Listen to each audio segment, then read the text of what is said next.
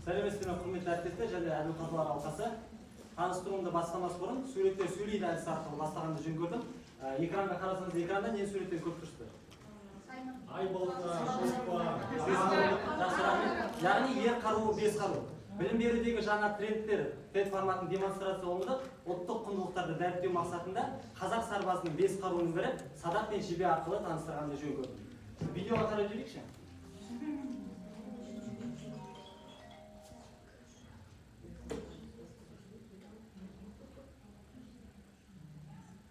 Бұл бейне жазбадан қандай ой түйдіңіздер? Мақсатқа жету, дұрыс айтасыздар. Өмір жебе секілді. Кейде мақсатқа жету үшін бізге арқа шегінуге тура келеді. Тарихын білмеген ел болашағын болжай алмайды демекші. Тарих пәнінің мұғалімі ретінде ата-бабамыздың өткен өмірін бүгінгі ұрпақтың санасына сіңіруді нысанаға қойдым. Айқын мақсат қойылғанда ақыл-ой радары соған жетуге қажетті ресурстарды іздеп, назарын сол іске шоғырландыра бастайды. Ал менің алға қойған нысанадағы мақсатыма жетуге смарт жобалау әдісі тиімді тәсіл деп есептеймін. Осы орайда аудиторияға сұрақ қойғым келеді. Қазір трендте жүрген сөздердің бірі ол смарт сөзі. Смарт сөзін қалай түсінесіздер? Ақылды. Жақсы, рахмет. Смарт сөзінің әрбір әрпі жоспарлауға қажетті белгілі бір мағынаны білдіреді екен. Олай болса әрбір әрпіне жеке-жеке тоқталайық. Специфик, нақтылық деген мағынаны білдіреді.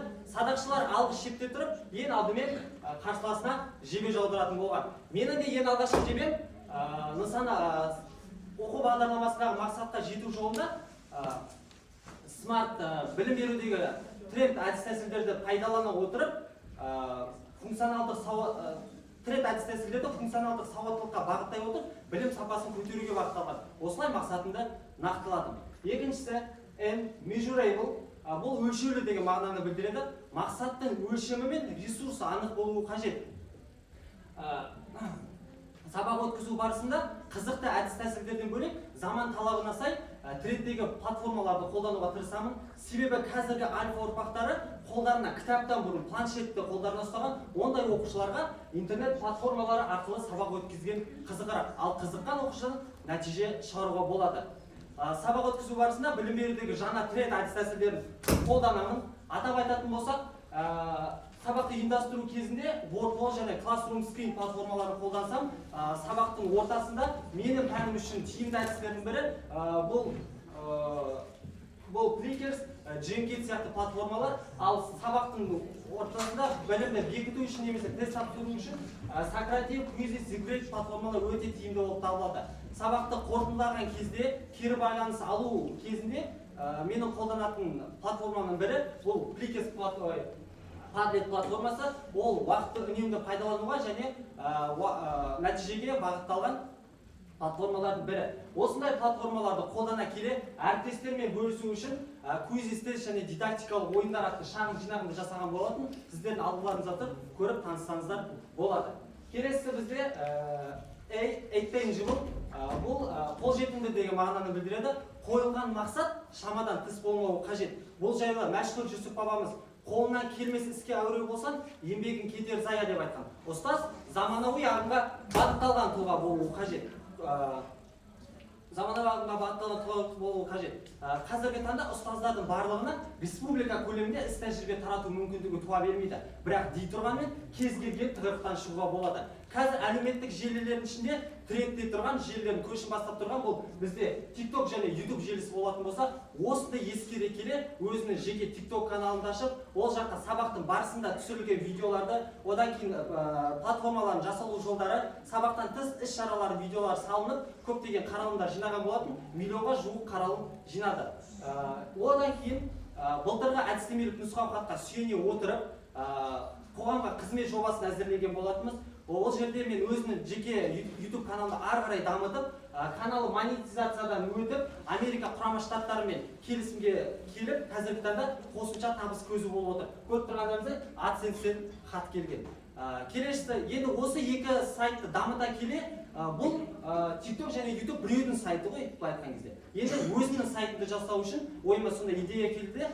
Ізденбас Education деп аталатын сайтты жасап шығардым. Бұл сайтта біздің мектепте қолданатын іс құжаттар, сонымен қоса күнделікті қолданатын күнтізбелік тақырыптық жоспарларымыз, және де презентациялар, дидактикалық материалдар сол сайтқа жүктеліп жатыр. Бұл менің өзімнің жеке сайтым. Одан кейін келесі. Регламент маңызды деген мағынаны білдіреді. Мақсаттың басты бағыты болашақтағы пайдасын анықтап алған тиімді. Ал біздің салада алған білімін өмірде қолдану маңызды. Осыны ойлай келе, қазіргі соңғы статистикаға сүйенетін болсақ, 8-ші және 10-ші сынып оқушыларының сабаққа деген қызығушылығы нашарлай кетеді екен. Осындай проблемаға кездескеннен кейін ойыма мынандай бір идея келді. Шығармашылыққа жақын оқушыларды неге шығармашылық жағынан тарихқа қызықтырмасқа? 8-ші сыныпта олардың сабаққа деген қызығушылығы нашарлай кетеді. Олар 8-ші сыныпта алаш зиялыларының тақырыбын бастайды. Сол үшін мен кабинетіме сыныпқа алаш зиялыларының бейнесін салдыртқан болатынмын. Сонымен қоса қазақ батырларының бейнесін салдыртып, оларды тарихқа деген қызықтыру арқылы мен өз сабағыма тарттым оқушыларды. Сөйтіп оқушылар сабағымды жақсы оқушы, яғни білім сапасын шығармашылық арқылы жүзеге асыруға тырыстым.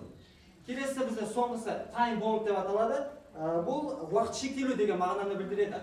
Уақыт шектелу деген мағынаны білдіреді. Жетістікке жетуді мақсат еткен адам әрбір минутын жоспарлайды, ал менің алға қойған 3 жылдық даму жоспарым білім сапасын көтеруге бағытталған. Және де бүгін сіздерге айтылған, атқарылып жатқан жұмыстардың барлығы сол білім сапасын көтеруге бағытталып отыр.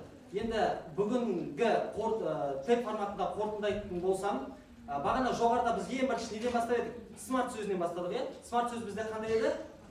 Ақылды. Яғни осындай жүйелі жұмыстың нәтижесінде білім саласында ақылды, білімді, рухани құндылығы бойына дарыған, функционалды, сауатты, патриот ұрпақты қалыптастырамыз деген сенім бар.